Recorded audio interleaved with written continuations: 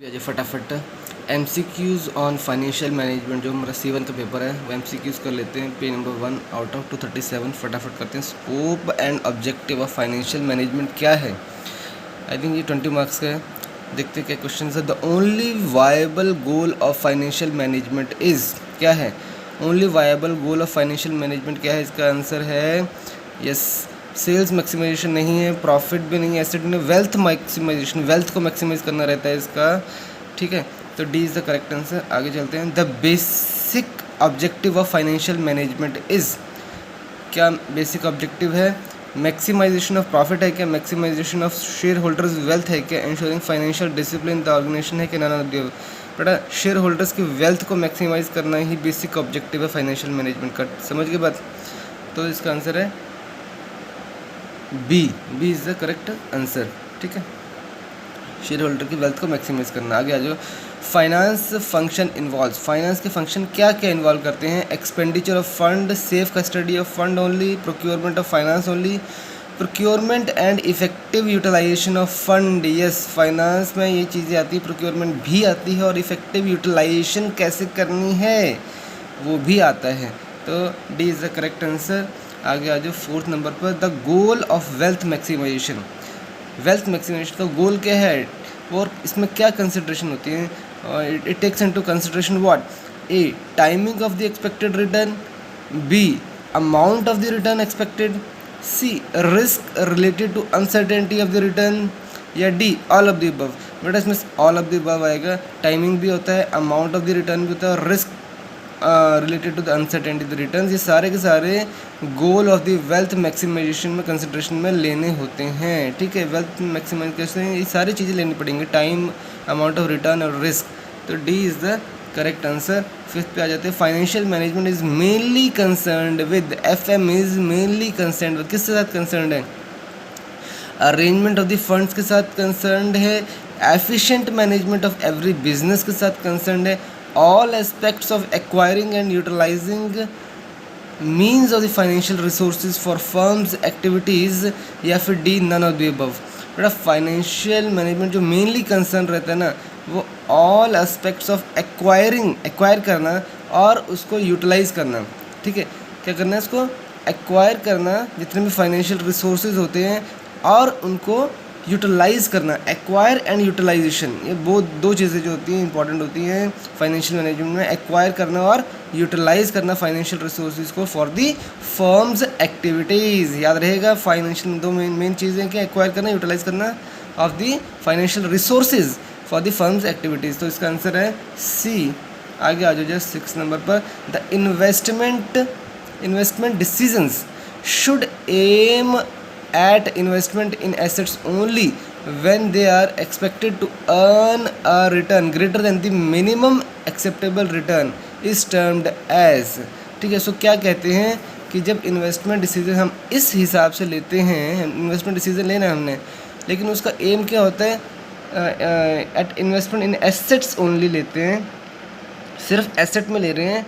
When they are expected to earn a return greater than the minimum acceptable return.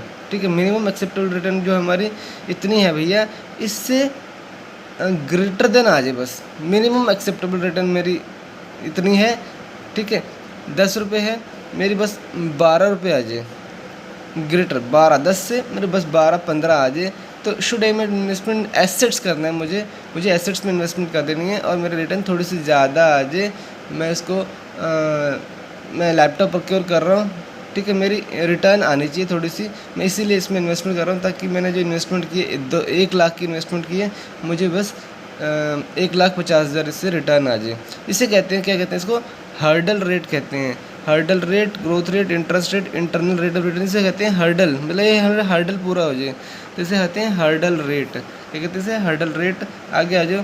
The traditional view of financial management looks at, traditional view क्या कहता है? पुराना view क्या कहता है? A, mobilization of the funds through financial instruments, B, orientation of the financial function with the accounting function, C, arrangement of the short term and long term funds from the financial institutions, या D, all of the above। तो बेटा इसका answer आएगा D, all of the. The traditional view जो है वो mobilisation of the fund पर भी ध्यान देता है, orientation of the financial functions with accounting function भी ध्यान देता है, और arrangement of the short term long term fund from the financial institutions पर भी ध्यान देता है।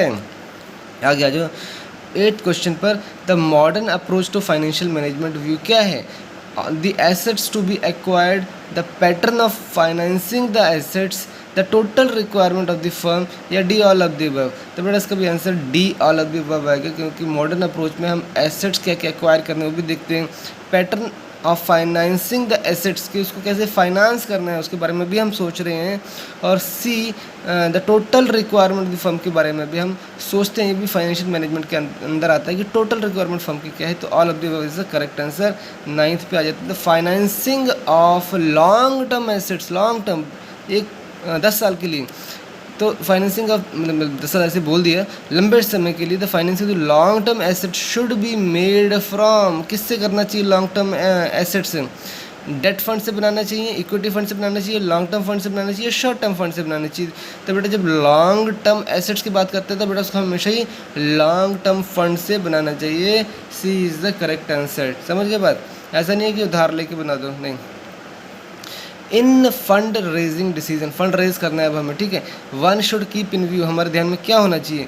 Cost of various funds and financial risk हमारे ध्यान में होना चाहिए, बिल्कुल होना चाहिए। कॉस्ट ऑफ वेरियस फंड्स के बारे में पता होना चाहिए ना, फाइनेंशियल रिस्क भी पता होना चाहिए कि हम ये लेते तो क्या दिक्कत है, ये दिक्कत आएगी तो क्या क्या रिस्क इन्वॉल्व है, इसके साथ हमें जल्दी देना पड़ेगा, पहले देना पड़ेगा, 1 साल है, शॉर्ट है, तो और सारी चीज़ें पता होनी चाहिए। बी है impact of taxation on earning per share, definitely taxation का फ़र्क इम्पैक्ट भी पता होना चाहिए। Impact of taxation on the earning per share क्या क्या है पता होना चाहिए जब भी रेज कर रहे हैं कि टैक्स ज़्यादा लग रहा है, कम लग रहा है, कैसे लगेगा। सी है advantages and disadvantages the debt component in the capital mix, कि उधार जो ले रहे हैं उसका कंपोनेंट जो है वो कैपिटल मिक्स पर कैसे एडवांटेज या डिसएडवांटेज दे रहा है, बिल्कुल ये भी हमें ध्यान देना है। और D all of the above, बिल्कुल इसका डी आंसर आएगा, D all of the above ही आना चाहिए इसका। 11th पे आ जाता है the financial health of the firm, financial health यानी उसकी हेल्थ कैसी हुई है, फाइनेंशियली उसकी health of the firm depends on the ability to generate sufficient cash to pay its employ supply creditors and owners. बेटा सफिशेंट कैश होना चाहिए ताकि वो उसको एम्प्लॉयज़ को या सप्लाईज को क्रेडिटर्स को पे कर सके, तो इसका आंसर जो है डेफिनेटली ए ही आएगा।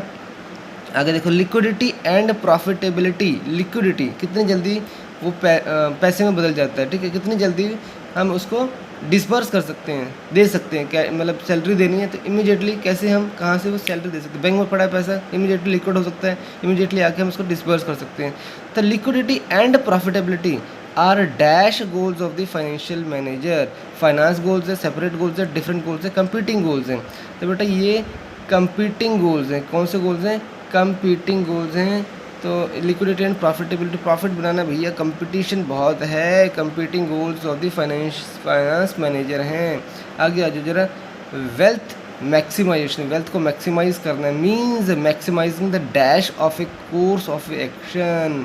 तो क्या हम मैक्सिमाइज कर रहे हैं? A profit, B growth, C net present value, या D internal rate of return. तो बेटा हमेशा ही जब वेल्थ की बात आती है मैक्सिमाइजेशन की तो हम नेट प्रेजेंट वैल्यू की मैक्सिमाइजेशन की बात करेंगे। किसकी बात करेंगे? नेट प्रेजेंट वैल्यू की मैक्सिमाइजेशन की बात करेंगे। तो C is the correct answer कि wealth maximisation means net present value की मैक्सिमाइजेशन की बात हम कर रहे हैं। 14 नंबर पे आ जाओ, dash maximisation objective considers the risk and time value of the money. क्या चीज़ को मैक्सिमाइज करना जो है वो ऑब्जेक्टिव होता है, objective dash maximisation objective considers the risk and the time value of the money, जिसमें रिस्क भी और टाइम वैल्यू को भी कंसिडर किया जाता है। क्या वो वैल्यू है, प्रॉफिट है, वेल्थ है या ग्रोथ है? तो बेटा इस केस में हमेशा देखो प्रॉफिट जो हमेशा मैक्सिमाइज होता है, प्रॉफिट जो हमें मैक्सिमाइज करना होता है वो रिस्क और टाइम वैल्यू को कंसिडर करके किया जाता है। तो इसमें आंसर आएगा हमारा बी, प्रॉफिट। प्रॉफिट मैक्सिमाइजेशन जो ऑब्जेक्टिव कंसिडर करते हैं ना, हमें प्रॉफिट चाहिए, प्रॉफिट और तो रिस्क और टाइम, ये दो चीज़ें, रिस्क और टाइम, ठीक है, रिस्क और टाइम। देखो सेकंड नंबर प्रॉफिट में आर है और टी है, तो रिस्क और टाइम को ध्यान दे के ये मैक्सिमाइजेशन ऑब्जेक्टिव कंसिडर किया जाता है। 15 पर आ जाओ, which of the following is not an advisable financial strategy that may be followed by finance manager of an organisation when interest rates are low, interest rate बहुत कम है, ठीक है, उसे फाइनेंस स्ट्रेटजी क्या एडवाइजेबल नहीं है? Borrow monies at fix rates, borrow long term funds rather than short term funds. C, new projects should be suspended temporarily. Replace the high cost debt with low cost debt. तो बेटा इसमें से क्या answer सही आएगा कि कौन सा एडवाइजेबल नहीं है जब इंटरेस्ट रेट कम होते हैं, ठीक है। तो कम है तो बेटा न्यू प्रोजेक्ट शुरू करना चाहिए। यहाँ पर लिखा है new project should be suspended temporary till the interest rates of the economy increases. क्यों भैया, न्यू प्रोजेक्ट्स कभी सस्पेंड नहीं होते हैं, तो सी जो है वो एडवाइजेबल नहीं है, ठीक है। बोरो मनीज कर सकते हैं, इंटरेस्ट रेट कम है, बोरो लॉन्ग टर्म कर सकते हैं, replace the high cost debt with the low cost debt कर सकते हैं क्योंकि इंटरेस्ट रेट कम है। लेकिन न्यू प्रोजेक्ट तो शुरू करने में न्यू प्रोजेक्ट को हम सस्पेंड नहीं करना है। C is not advisable. आगे जो ट्रू और फॉल्स है। Financial management deals with the two major decisions या functions, namely investment and financing decisions. तो ये फॉल्स है। फाइनेंशियल मैनेजमेंट डील्स विद, इसके साथ नहीं, इसके साथ बहुत सारे होते हैं। सेकंड है profit EPS maximisation the sole objective, false. Agency problem occurs when the management tries to fulfil its own interest at the cost of the value of the firm, true. Agency problem occurs when the management जो है try करती है fulfil its own interest at the cost of the value of the firm. Agency problem हो जाती है उस समय जब मैनेजमेंट जो है अपने इंटरेस्ट को ही देखती है eight the cost of the value of the firm, ठीक है। तो ये एजेंसी प्रॉब्लम आएगी उस समय। और फोर्थ है agency cost consist of a monitoring, binding, opportunity, structuring cost such as the stock option and cash bonuses. Yes, ये करेक्ट है। इसमें चार चीज़ें भेज सकते हैं, monitoring, binding, opportunity and structuring. MBOS। Monitoring पहले करो, बाइंड करो, अपॉर्चुनिटी लो, स्ट्रक्चर करो। तो एजेंसी कॉस्ट में सारी आती हैं। ट्रू है इसका आंसर ये। चलो आगे चलते हैं chapter number 2 financial statement analysis के ऊपर। The financial statement that provide financial position is, जो फाइनेंशियल पोजीशन बताती है उसको क्या कहते हैं? बैलेंस शीट बताती है, इनकम स्टेटमेंट, कैश फ्लो या फंड फ्लो स्टेटमेंट। बेटा जो फाइनेंशियल पोजीशन की बात हो रही है ना, जब पोजीशन में किस पोजीशन पे खड़ा तो हमेशा ही वो बैलेंस शीट बताती है। कौन बताती है? बैलेंस शीट बताती है। आगे आ जाओ, the business firm which adopt the same accounting policies, methods and practices from year to year is known as what? Consistency, vertical consistency, horizontal consistency, third dimensional consistency.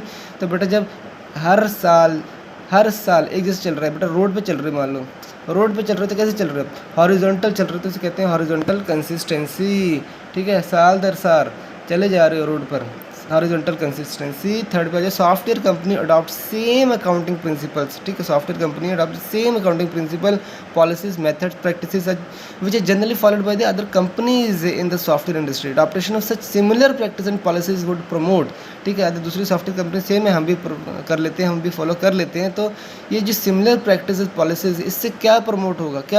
Vertical consistency, horizontal consistency, dynamic consistency, third dimensional consistency.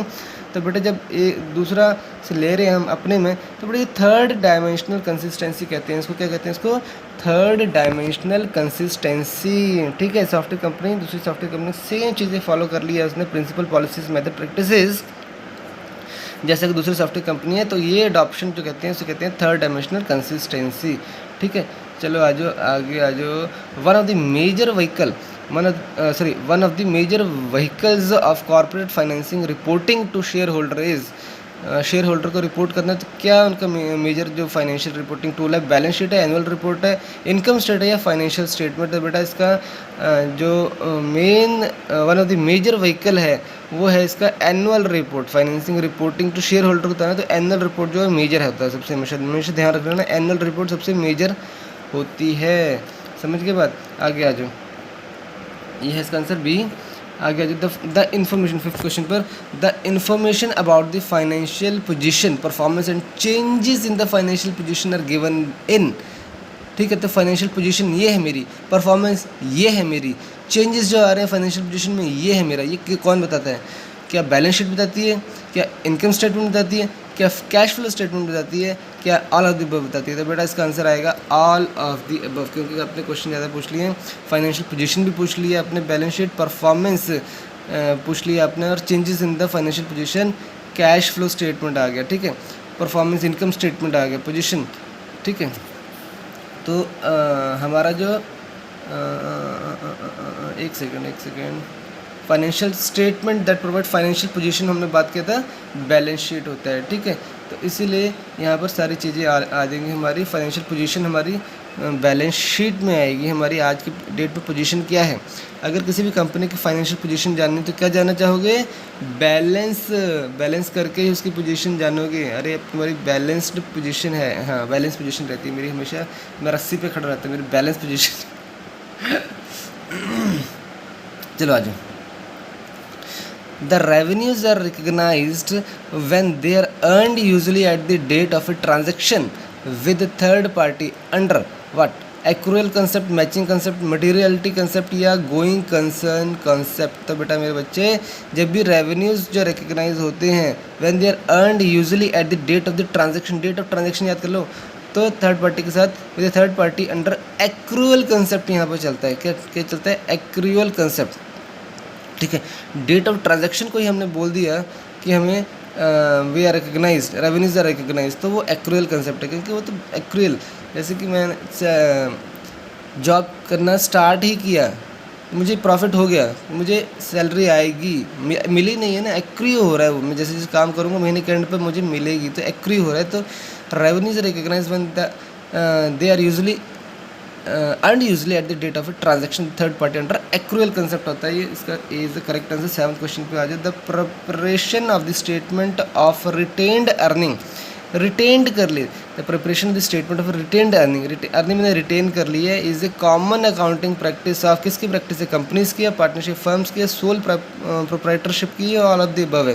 बेटा ये जो retain कर लेना ना तुम्हारी earning को, ये companies की फ़िलासफ़ी है, कंपनीज़ का ये एक प्रैक्टिस है, किसकी है, कंपनीज़ की। A is the correct answer. आगे आ जाओ 8th पे। The analysis oriented on efficiency of the working capital management profitability of the current operation is known as the analysis, जो एनालिसिस कर रहे oriented on the efficiency of the working capital, की कितनी efficient है मेरी working capital management, मैं working capital को manage कर रहा हूँ, and profitability of the current operation, कितना मैं प्रॉफिट से करंट ऑपरेशन कर रहा हूँ। तो ये जो है, ये जो एनालिसिस है, ये इसको क्या कहते हैं, लिक्विडिटी एनालिसिस कहते हैं, फाइनेंशियल एनालिसिस कहते हैं, शॉर्ट टर्म एनालिसिस कहते हैं, या फिर प्रॉफिटेबिलिटी एनालिसिस कहते हैं। तो मेरे भैया जब भी analysis oriented on the efficiency की बात करते हैं क्या, वर्किंग कैपिटल की, और profitability of the current operation, क्या लिखा है यहाँ पर, करंट ऑपरेशन की बात कर रहे हैं, प्रॉफिटेबिलिटी करंट, तो बेटा ये शॉर्ट टर्म एनालिसिस आ जाता है। क्या आता है, जब भी करंट की बात होगी तो शॉर्ट टर्म एनालिसिस, करंट झटका लग गया भैया तुम्हें, ठीक है, तुरंत का तुरंत शॉर्ट टर्म एनालिसिस हो जाता है वो। C is the correct answer, ठीक है। आगे आ जाओ 9th पर। The study of quantitative relationship of one financial item to another based on a financial statement on a particular date is known as, क्या कहते हैं इसको, vertical analysis, financial analysis, horizontal analysis या short term analysis. The study of quantitative, quality की बातें नहीं हो रही है, क्वांटिटी कितना ज़्यादा, quantitative relationship of the one financial item to another, एक फाइनेंशियल आइटम है मेरी ये, और उसको दूसरे के साथ मैं क्वांटिटेटिव रिलेशनशिप कर रहा हूँ to another based on the financial statement.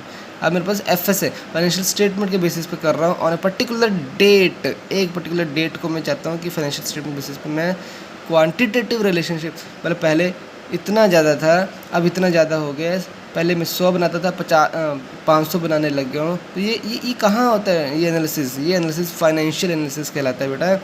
Quantitative जब बात कर रही है 5,000 रुपये का पहले मैं करता था, आज मैं 50,000 रुपये का कर रहा हूँ, क्वांटिटेटिव, ठीक है। Quantitative relationship of the one financial item, जो भी पैसा है, क्वांटिटी जो भी पैसे की बात होती है, फाइनेंशियल आइटम की बात कर दी तो 5,000 था अभी 50,000 हो गए, ठीक है। तो फाइनेंशियल स्टेटमेंट के बेस पे कर रहे थे, फाइनेंशियल एनालिसिस है बेटी, क्वांटिटेटिव आ गया तो फाइनेंशियल स्टेटमेंट का आगे आ जाओ 10th नंबर पर, ठीक है। इसका आंसर है कहाँ गया हमारा, स्टडी ऑफ क्वांटिटी, 9th का आंसर हमारा है बी, यानी फाइनेंशियल एनालिसिस। आ जाओ 10th पे आ जाओ। Comparative financial statement reveals the following, comparative financial statement, absolute data in money values, increase or reduction in the absolute data in terms of percentage या फिर इंक्रीज और reduction in absolute data in data data ही है, data in terms of money values change हो रहा है, percentage में change हो रहा है, या फिर ऑल ऑफ द अबव। ठीक है, कंपैरेटिव फाइनेंशियल स्टेटमेंट में एब्सोल्यूट की बात तो हम करते ही करते हैं, इंक्रीज़ या डिक्रीज़ जो हो रहा है परसेंटेज में भी देखते हैं, और इंक्रीज डिक्रीज़ जो हो रहा है मनी में कितना हो रहा है वो भी हम देखते हैं। पहले तो हम एब्सोल्यूट वैल्यू पता होना चाहिए ना, एक 5000 है, 5000 से मेरा 6000 हो गया, इंक्रीज़ हो गया, कितना परसेंटेज इंक्रीज़ हो गया, 5000 से 1000 रुपये चेंज हो गया, 1000 बटे 5000 परसेंटेज में देखेंगे और उसके बाद वैल्यू में भी देखेंगे। ठीक है, तो D is the correct answer, all of the above हमेशा ही कंपैरेटिव में ये सारी चीज़ें देखी जाती हैं। ठीक है, 11th पे आ जाए फटाफट। Comparative financial statements prepared for the financial statement analysis normally reveal which of the following. Comparative financial statement जो बनाते हैं prepared for the financial statement analysis क्या रिवील करती हैं वो? A side by side presentation of figures for 2 or more years. B absolute data in the money value for 2 or more years, increase or decrease the absolute figure 2 or more, all of the data इस सभी करके हटे हैं। D is the correct answer, all of the above। आगे आ जाओ, financial statements of 2 or more firms can be made for drawing inferences in terms of external analysis, horizontal analysis, comparative analysis या inter firm comparison. तो बेटा जो different firms के बीच में करे तो इंटर फर्म आएगा, कि D is the correct answer. आज 13th पर the figures shown in the financial statements are converted to percentage so as to establish each element to the total figures of the statement in trend ratio common size elements. Comparative financial statements या D none of the above. तो बेटा ये हम common size statements के लिए करते हैं, common size statement. Uh figures shown in the financial statement converted to percentage, तो मतलब दोनों को 100 में कर लेते हैं। ठीक है, रेशो की बात छोड़ दो, कॉमन साइज़ बना देते हैं 100 में से हम फिर हम देखते हैं अच्छा 100 में से तुम्हारे इतने परसेंटेज आए हैं, तो बच्चों के ठीक है चाहे कोई भी स्कूल हो उसको परसेंटेज उनके मार्क्स, एक स्कूल जो 200 में से मार्क्स देता है बच्चों के, एक स्कूल 100 में से देता है, एक 150 से देता है, तो हम ले कहते हैं परसेंटेज में बताओ भैया, परसेंटेज में बताओ, ताकि कॉमन साइज़ हमारे पास पता लगे कि तुम्हारे 100 में से कितने आए होंगे, तो हमें पता लग जाएगा। तो कॉमन साइज स्टेटमेंट्स इसीलिए ये बनती हैं, तो B is the correct answer. आगे आ जाओ भैया, EBITDA स्टैंड्स फॉर व्हाट? तो इसका करेक्ट आंसर जो आएगा बेटा अर्निंग बिफोर इंटरेस्ट टैक्स, ये तो करेक्ट है। आगे डेट नहीं होता है, डेप्रिसिएशन होता है, एंड अमोर्टाइजेशन करेक्ट है, समझ के बाद। तो इसका B is the correct answer. ठीक है, तो earning before interest tax depreciation and amortisation इसका करेक्ट आंसर है, B is the correct answer. 15th पर आ जाओ, in an inflationary period the use of FIFO first in first out will make which one of the following more realistic? क्या चीज़ें more realistic होंगी? Balance sheet, cash flow statement, profit and loss account, या none of the above. तो बेटा जब भी FIFO की बात आती है तो प्रॉफिट एंड लॉस अकाउंट की बात हमेशा ध्यान रख लेना, C is the correct answer. FIFO मतलब प्रॉफिट एंड लॉस अकाउंट। आगे आ जाओ 16, जब मतलब उसकी बात कर रहे हैं 16, free cash flow means free cash flow हो रहा है मेरा, इसका मतलब क्या है?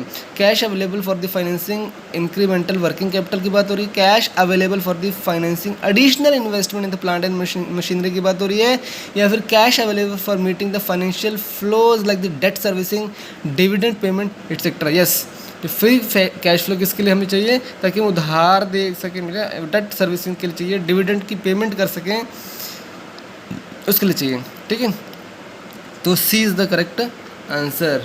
समझ के बाद फ्री कैश किस लिए चाहिए? हमें फ्री होना चाहिए ताकि हम उधार दे सकें ना भैया। आगे आ जाओ, इन a financial statement analysis the figures of a series of years are collected and the first year figures are taken as the base year.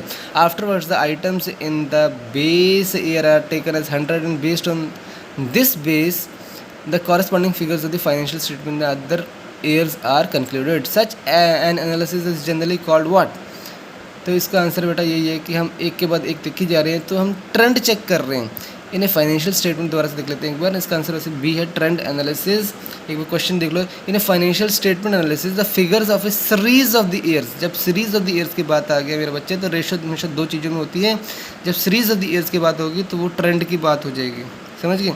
तो वो ट्रेंड की बात होगी। Series of the years are collected in first year figures are taken as a base year करके करते हैं, उसके बाद after was the item in the base year taken as 100 and based on that corresponding figures of financial others are concluded such as analysis is generally called trend analysis. ठीक है, trend कैसे चल रहा है ये है इसका। आगे मुझे 18th question, in preparing the common size profit and loss account, common size profit and loss account बनाना है मुझे। Which of the following is generally taken as common base, base को क्या बनाएंगे, सेल को, नेट प्रॉफिट को, net capital assets को, या टोटल वैल्यू ऑफ शेयर्स को हम बेस बनाएंगे। बेटा जब भी हम बात करेंगे common size profit and loss account करेंगे तब हम हमेशा ही सेल्स को हम बेस बनाते हैं। किसको बनाते हैं? सेल्स। कॉमन साइज में प्रॉफिट देखना है तो मैं सेल्स देखता हूँ कि सेल्स के बेसिस पर हम कॉमन साइज स्टेटमेंट बनाएंगे। किसके बेसिस? सेल्स। मेरी 100 की सेल्स हुई है, ठीक है, उसकी इतनी सेल्स हुई है, उसके बेसिस पर ही हम पूरा निकालेंगे ना कि उसकी सेल इतनी हुई है तो उसके बेसिस पर उसका क्या क्या था। अब मेरे बेसिस पे क्या क्या था? Common size profit and loss account जब भी बनाना है, common size profit and sale account, तो बेस हमारा हमेशा सेल्स होता है, इसको ध्यान में रख लेना। चलो आगे चलते हैं। Same accounting principles should be used for preparing financial statements for different periods. This convention in preparing financial statement is called convention of consistency, convention of reciprocity, या फिर कन्वेंशन ऑफ इक्वालिटी, या फिर कन्वेंशन ऑफ इक्विवेलेंसी। तो बेटा अब देखो ध्यान से पढ़ो जरा स्टेटमेंट को। Same accounting principal should be use for preparing the financial statements for different periods. यानी इस साल भी वही प्रिंसिपल यूज़ करने हैं, अगले साल भी वही प्रिंसिपल यूज़ करने हैं। दिस तो ये मतलब कंसिस्टेंट रहना है हमें। This convention in preparing the financial statement is called, कि हमें कंसिस्टेंट रहे हो तुम इस साल भी अगले साल भी सेम हर साल कंसिस्टेंट रहे हो तो तुम्हें इसे कहते हैं कन्वेंशन ऑफ कंसिस्टेंसी। क्या कहते हैं इसे? Convention of consistency. ठीक है, आगे आ जाओ। A graphical representation used in the financial analysis when payments are made. जब पेमेंट बना दिया तो उसमें जो ग्राफिकल एनालिसिस होता है ना उसको क्या कहते हैं? Time value, time period, time line या कंपाउंडिंग। तो बेटा जब ग्राफिकल है तो वो एक लाइन बनती है जिसे हम कहते हैं टाइम लाइन। ग्राफिकल रिप्रेजेंटेशन को टाइम लाइन कहते हैं। क्या कहते हैं इसको? Time line. 21st क्वेश्चन पे आ जाओ। Which of the following term refers to the financial statement analysis carried out mainly using the published financial statement information। publish हो चुकी है वो, published। तो which of the following term refers to the financial statement analysis। हम financial statement analysis कर रहे हैं, carried out mainly हम उसको कैसे एनालाइज कर रहे हैं क्योंकि वो पब्लिश्ड है एनालिसिस, उसके बेसिस पे कर रहे हैं। तो क्या कहते हैं उसको? पब्लिक एनालिसिस कहेंगे, एक्सटर्नल एनालिसिस कहेंगे, इंटरनल एनालिसिस कहेंगे, या इन्वेस्टमेंट रिव्यू कहेंगे। तो बेटा हम एनालिसिस कर रहे हैं, हम करवा रहे हैं इसको। Which of the following term refer to the financial statement analysis. हम उसका फाइनेंशियल स्टेटमेंट एनालिसिस हो रहा है लेकिन बेटा वो तो पब्लिश्ड है, हम ऑलरेडी पब्लिश कर सकते हैं। वो दूसरे बाहर के लोग कर रहे हैं, बाहर के लोग कर रहे हैं, यानी एक्सटर्नल एनालिसिस हो रहा है क्योंकि एनालाइज तो कर रहे हैं ना तुम, ये एनालाइज कर रहे हो, एनालाइज कर रहे हो, पब्लिक के लिए है वो, ठीक है, लेकिन पब्लिक एनालाइज नहीं कर रही, वो एक्सटर्नल लोग एनालाइज कर रहे हैं। जिसे कहते हैं एक्सटर्नल एनालिसिस। क्या कहते हैं इसे? एक्सटर्नल एनालिसिस, क्योंकि वो एनालाइज हो रही है तो एक्सटर्नल एनालिसिस है, पब्लिक नहीं कर रही। वो एक्सटर्नल एनालिसिस करते हैं, बाहर के लोग एनालाइज करें, पब्लिक कहाँ एनालाइज करती है चीज़ों को यार। तो इसे कहते हैं external analysis. B is the correct answer. Financial statement जो एनालाइज होती है जो कि पब्लिश्ड फाइनेंशियल स्टेटमेंट के बेसिस पे करती है उसे कहते हैं एक्सटर्नल एनालिसिस। 22 पे आ जाओ। On the basis of modus operandi the analysis and interpretation of the financial statement may be classified into, ठीक है, on the basis of modus operandi. Analysis and interpretation, analyse भी करना और इंटरप्रेट भी करना। अच्छा इसका ये मतलब है, एनालाइज कर लिया मैंने और इंटरप्रेट कर रहा हूँ कि ये ऐसा होगा, ये ऐसा होना चाहिए था, ये ऐसा हो गया। Interpretation of the financial statement may be classified into external analysis and internal analysis. B general analysis, specific analysis.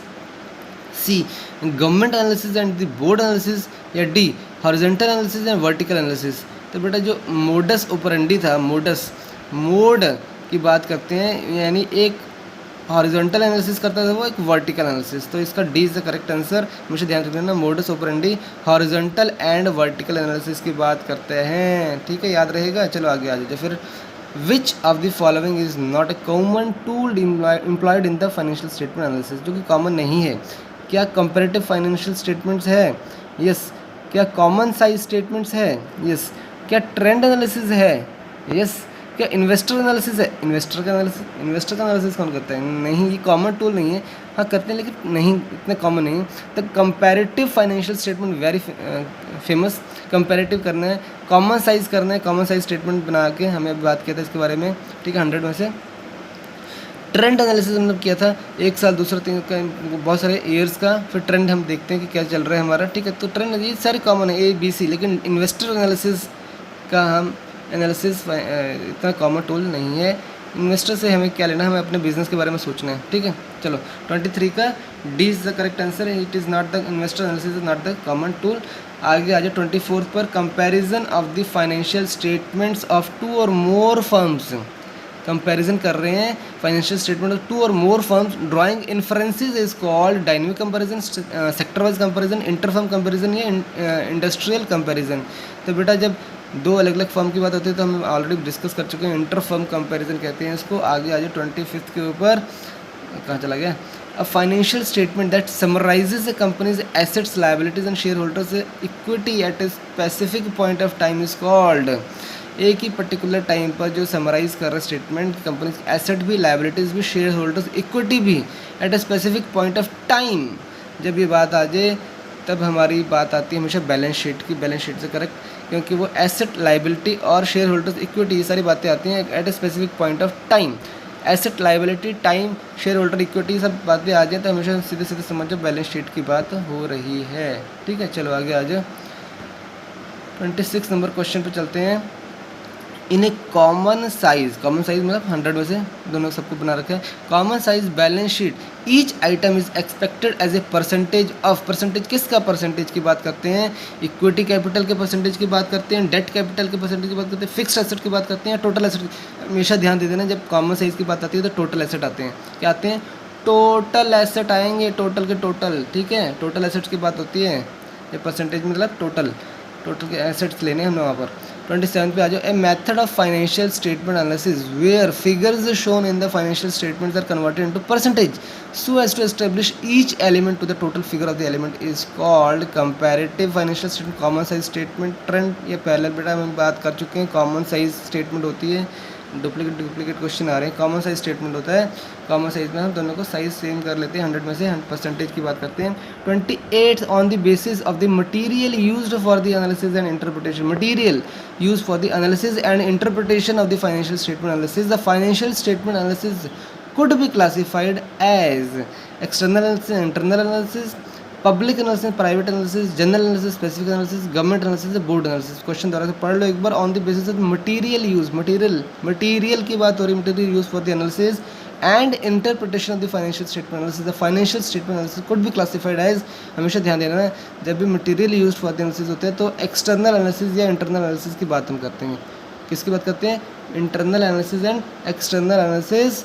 जब भी किसकी बात होती है? On the basis of the material use for the analysis and interpretation of the financial statement analysis, the financial statement analysis could be classified as external analysis and internal analysis. जहाँ पर material use की बात आ गई। हमारे 29 पे आ जाओ। Which of the following financial analysis method takes into account the time value of the money. बेटा time value of the money किस में आ जाता है? हमेशा हमने पहले भी पढ़ा है इसके ऊपर कि नेट प्रेजेंट वैल्यू जो होती है, नेट प्रेजेंट NPV, वो टाइम वैल्यू को कंसिडर करता है। हमेशा ध्यान रखना ना, NPV टाइम वैल्यू को कंसिडर करता है। पे बैक पीरियड मेथड ये टाइम वैल्यू कंसिडर नहीं करता है। पे back method for the unequal return कोई भी नहीं है। बेल आउट, पे बैक मेथड कभी भी टाइम वैल्यू कंसिडर नहीं करता है। It is only net present value जो कि टाइम वैल्यू, ये डिफिकल्ट होता है कैलकुलेट करना, लेकिन कॉम्प्लेक्स होता है, लेकिन ये टाइम वैल्यू कंसिडर करता है। 30 पे आ जाओ। A process of evaluating the relationship between the component part of a financial statement to obtain a better understanding of the firm। किस पार्ट को? कंपोनेंट पार्ट्स, कंपोनेंट एक एक हिस्से का कंपोनेंट। मेरे दिल धड़कन सब, दिल क्या कहते हैं उसको, मेरे शरीर के पुर्जे क्या क्या हैं? दिल है, लीवर है, किडनी है। तो a process of evaluating the relationship between the component parts of a financial statements to obtain a better understanding of the firm's position and performance is generally referred as financial statement analysis, issue analysis, performance analysis या income statement analysis. बेटा वो हम बात करते हैं financial statement जो होते हैं उसके अंदर उसके सारे पुर्जे निकाल के हम एनालाइज करते हैं, तो फाइनेंशियल स्टेटमेंट एनालिसिस की बात होती है। हमारी बॉडी में भी हम अलग अलग पुर्जे जब एनालाइज करते हैं, मतलब अलग अलग पार्ट्स ऑर्गन्स, तो उसी तरह से फाइनेंशियल स्टेटमेंट भी अलग अलग कंपोनेंट को हम देखते हैं। Process of evaluating the relationship देखते हैं between the component parts of financial statement to obtain better understanding the firm's position and performance, generally referred as financial statement analysis. 31 पे आ जाओ। Company employ one method of depreciation, ठीक है, मान लो मैं one method straight line method employ कर दिया। Company employs one method of depreciation for one class of asset and employs another method of depreciation for the another class of asset in the same accounting year. Adoption of such different method of depreciation for the different class of assets would be a case of what? Vertical consistency, horizontal consistency, third dimensional consistency, dynamic consistency। तो बेटा इसमें consistency तो मुझे कहीं दिख नहीं रही वैसे, क्योंकि डिफरेंट है। मतलब इससे रोड पे चल रहे हो तो वो तो हॉरिजॉन्टल हो गया।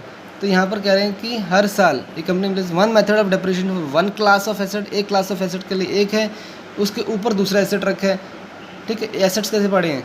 नीचे बड़ा बॉक्स पड़ा है, उसके ऊपर छोटा बॉक्स जो एसेट है हमारा उसके ऊपर है, उसके तीसरा बॉक्स, हर एक के लिए अलग अलग मेथड लगा रहे हैं। तो ये वर्टिकल कंसिस्टेंसी कहते हैं इसको। वर्टिकल कंसिस्टेंसी ऐसे बोल दिया, मुझे समझ में तो नहीं आया वैसे, लेकिन ये वर्टिकल कंसिस्टेंसी की बात कर रहे हैं। जब एक क्लास ऑफ एसेट के लिए एक मेथड ऑफ डेप्रिसिएशन है, दूसरे क्लास ऑफ एसेट के लिए दूसरा मेथड ऑफ डेप्रिसिएशन है, ठीक है, एक ही साल के अंदर। Adoption of such different method of depreciation for different class of assets would be a case of vertical consistency की बात यहाँ पर हो रही है, ठीक है। क्योंकि डिफरेंट ईयर्स की बात की थी, तो हमने कहा था हम रोड पे चल रहे हैं, एक साल से दूसरे साल में जाने, तो वो हॉरिजॉन्टल कंसिस्टेंसी की बात कर रहे थे, लेकिन यहाँ पर तो वर्टिकल कंसिस्टेंसी की बात हो रही है।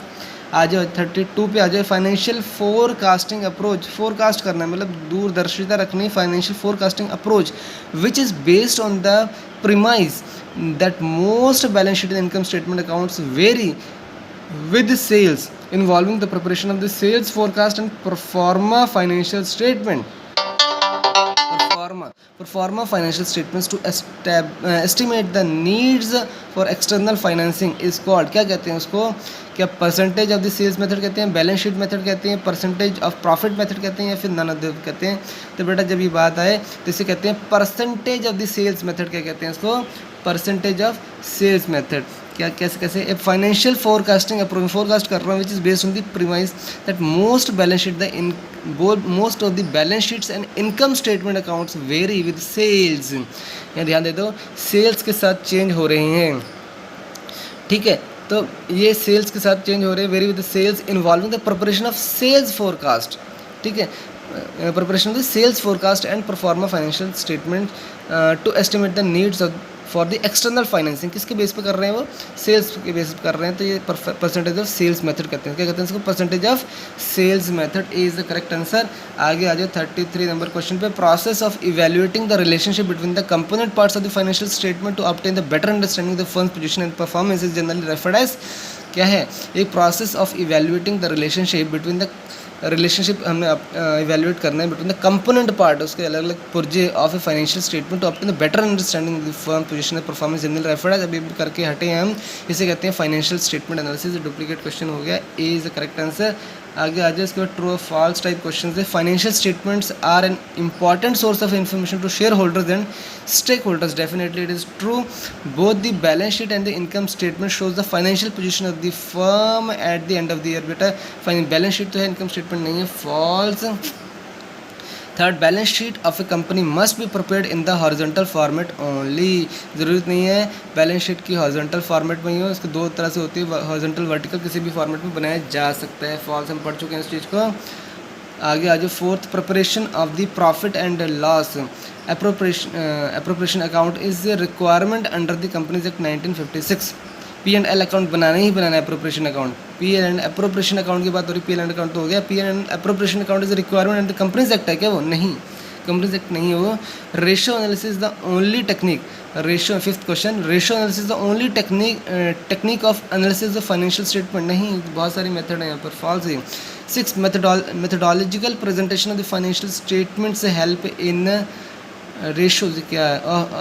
Help in dash of various ratios nation, क्या है? Methodological dash of various ratios, analysis होगा शायद यहाँ पर, एनालिसिस ऑफ वेरियस रेशियोज, तो ट्रू है। हम मेथडोलॉजिकल प्रेजेंटेशन में एनालाइज करते हैं रेशियोज को। 7th पे आ जाओ जरा, in common size statement method, ये मेथड 6 क्वेश्चन को देखो, मेथड का मतलब तुम ये समझ लेना analysis of the various ratios की बात कर रहे हैं मेथडोलॉजिकल। 7th पे आ जाओ, in common size statement, common size में हमने बात की थी परसेंटेज, मतलब कॉमन साइज रखा था। Common size statement, each item is expressed as percentage of this sum common item, ठीक है, ये ट्रू है। 8th पे आ जाओ, trend percentage analysis help in the dynamic analysis, बिल्कुल ट्रेंड का मतलब डायनेमिक एनालिसिस कर रहे हैं, ट्रू है। 9th पे आ जाओ, financial forecasting is following by financial planning, forecasting कब करते हैं, प्लानिंग करने के बाद, यस हमेशा ध्यान रखना पहले प्लानिंग ही होती है उसके बाद हम फोरकास्टिंग करते हैं, तो ये है ट्रू, ठीक है। 9th का क्या है, 9th का ट्रू है कि financial forecasting is following by financial planning, ठीक है, पहले प्लानिंग आएगी, पी सबसे पहले प्लान करते चीज़ों को, आगे आ जाओ। Financial planning deals with the preparation of financial statement, financial planning financial statement बनाता है क्या, नहीं, फॉल्स। फाइनेंशियल प्लानिंग किसके साथ डील करता है, देखेंगे हम। 11th, projected financial statements are prepared on the basis of opening financial statements, नहीं, false. Projected financial statements are prepared on the basis of opening financial statements, opening financial statement नहीं, project कैसे करेंगे opening financial statement पर, project तो हम करेंगे closing financial statement पर, sorry closing financial किस पे प्रोजेक्ट करेंगे, प्रोजेक्ट कैसे करेंगे, ओपनिंग फाइनेंशियल पे नहीं करेंगे, हमेशा प्रोजेक्ट कैसे करेंगे, स्टार्टिंग में प्लानिंग के बाद प्रोजेक्ट करेंगे ना। ओके ठीक है, इसका आंसर नहीं पता मुझे कैसे है, लेकिन ये फॉल्स है। ये तो projected financial statements are prepared on the basis of opening financial statement के बेसिस पर तो प्रोजेक्ट नहीं करेंगे, प्रोजेक्ट। 12th पे आ जाओ, financial planning is incomplete without cash budget, cash budget के बिना फाइनेंशियल प्लानिंग नहीं हो सकती, बिल्कुल हमें पता होना चाहिए कैश कितना है, क्या तभी हम फाइनेंशियल प्लानिंग कर सकते हैं ना, मेरे पास कैश इतना भैया, इसीलिए मैं उस हिसाब से प्लानिंग करूँगा, इट इज़ ट्रू। कहाँ गया 12th, इट इज़ ट्रू, ठीक है। आगे आ जाए 13 पर, projected financial statements can be prepared only if several other budgets are available, तो प्रोजेक्शन तभी कर सकते हैं, प्लानिंग के बाद प्रोजेक्ट करना है तभी कर सकते हैं जब several other budgets are available, तभी हम प्रोजेक्ट भी कर सकते हैं। अच्छा ठीक है, हमारे पास ये भी आ सकता है, ये भी आ सकता है, ये भी बजट है, तो हम प्रोजेक्ट कर सकते हैं। अच्छा ठीक है, आगे आ जाए 14, there is no assumption required for the preparation of projected financial statement, नहीं, हमें बहुत ज़्यादा एजम्पशन लेनी ही होती हैं, फॉल्स है ये, तो एजम्पशन होती है प्रोजेक्ट करना किसी चीज़ को, तो ऑब्वियसली हमें एजम्पशंस लेनी ही पड़ेंगी।